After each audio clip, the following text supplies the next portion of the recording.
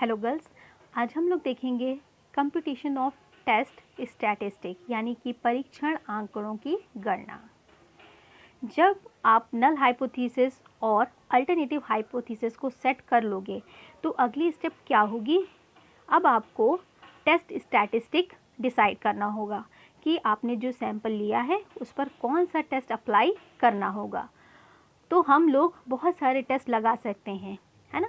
तो sample select करने के बाद उसमें हम लोग दो तरह के टेस्ट बेसिकली लगाते हैं, जो कि आपका parametric test, non parametric test होता है। ठीक है, तो अगर हम पैरामेट्रिक टेस्ट देखें या नॉन पैरामेट्रिक किसी भी टेस्ट का यूज़ कर सकते हैं, जैसे कि Z test, T test, chi square test या एफ टेस्ट।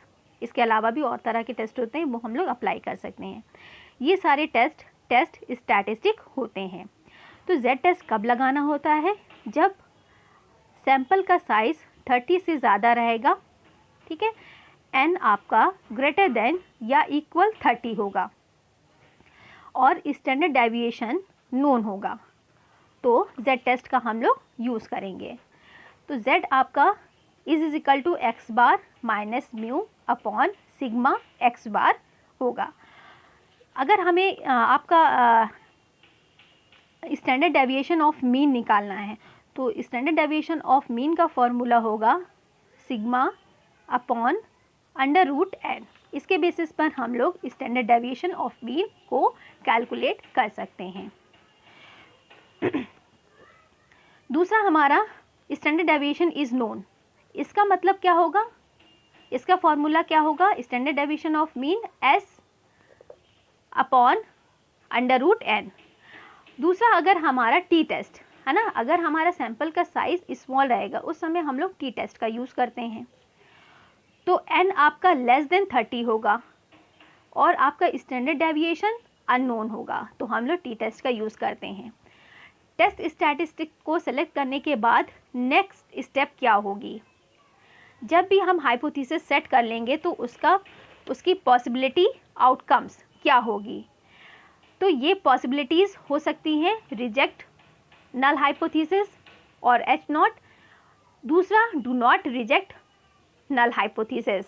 ठीक है, तो किसी भी हाइपोथेसिस की सक्सेस डिपेंड करती है कि हमारा नल हाइपोथेसिस है वो रिजेक्ट होनी चाहिए, है ना। सक्सेस के लिए हमारा नल हाइपोथेसिस रिजेक्ट होना चाहिए।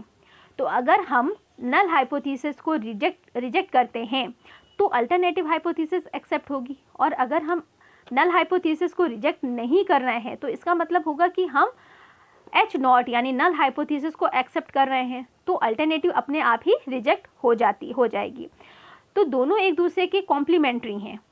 तो अब क्वेश्चन उठता है कि कब हमें रिजेक्ट करना है और कब एक्सेप्ट करना है हाइपोथेसिस। फॉर एग्जाम्पल, एग्ज़ाम में पासिंग मार्क्स कितने होने चाहिए? फॉर एग्जाम्पल, अगर 100 मार्क्स का पेपर है और पासिंग मार्क्स उसमें 33 चाहिए, तो 33 एक लेवल हो गया, हमें लेवल सेट करना होता है। एक लेवल हो गया 33। अगर 33 से कम मार्क्स आएंगे तो स्टूडेंट एग्ज़ाम में फेल हो जाएगा, अगर 33 और उससे अबव आएंगे तो पास हो जाएगा स्टूडेंट एग्ज़ाम में। तो सेम जो ये कॉन्सेप्ट है, सेम जो लाइन है, हमें कहाँ अप्लाई करना पड़ता है? Rejection and acceptance of null hypothesis में ये कॉन्सेप्ट हमें लगाना पड़ता है। ठीक है, तो एक हमें लेवल सेट करना पड़ता है, किसके लिए? Rejection and acceptance of null hypothesis. तो इस वर्ड को बोलते क्या हैं? Level of significance. इस वर्ड को हम बोलेंगे लेवल ऑफ सिग्निफिकेंस, LOS, है ना। यानी कि नल हाइपोथेसिस को एक्सेप्ट करना है या रिजेक्ट करना है, उसके लिए हमें एक लेवल सेट करना पड़ता है। तो LOS हमें क्या बताता है? LOS को हम डिनोट करते हैं अल्फ़ा से। ठीक है, तो अल्फ़ा हमारा क्या बताता है कि probability of error in accepting और रिजेक्टिंग नल हाइपोथेसिस। तो हमारा जो LOS है यानी अल्फ़ा है, तो वो क्या बता रहा है? इसको दूसरे फॉर्म में अगर हम देखें, level of risk in rejecting a correct null hypothesis. ठीक है, अब क्वेश्चन आता है कि लेवल ऑफ सिग्निफिकेंस सेट कितना करना पड़ता है या कितना किया जाता है। तो अल्फ़ा हमारा 5% भी हो सकता है, 5% भी हो सकता है और 1% भी हो सकता है। 5% को हम डिनोट 0.05 से भी करते हैं।